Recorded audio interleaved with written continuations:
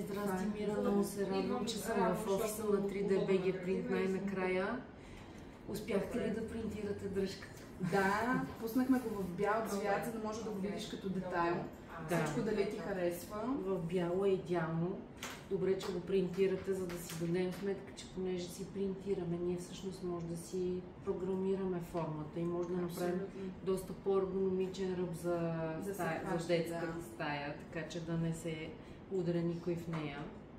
Точно така, ето тези ъгълчета, защото иначе... Да. А за цветовете, какво ще ми кажеш? За цветовете тук. Така, единия вариант. Да. Това е като дъгата, но са много цветове.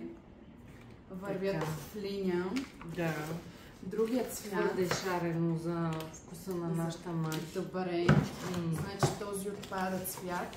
Но виж този.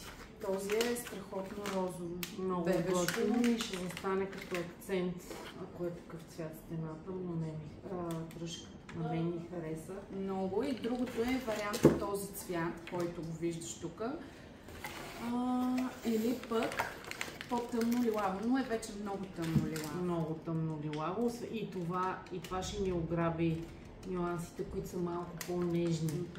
Така че... знаеш, той е в главата. Абсолютно.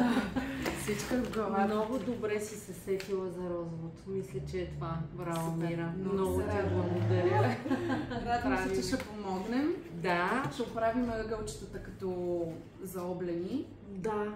Ако искаш да го взема това, да го говориме с Васко, да оправиме файла и да действаме. Супер, пускаш ми го и пак ще пуснем пробно преди същинския цвят. Даже ще пуснем пробно този цвят, за да си го пробваш и ако е окей, пускаме бройките. Много ти благодаря. И аз благодаря много. До нови срещи!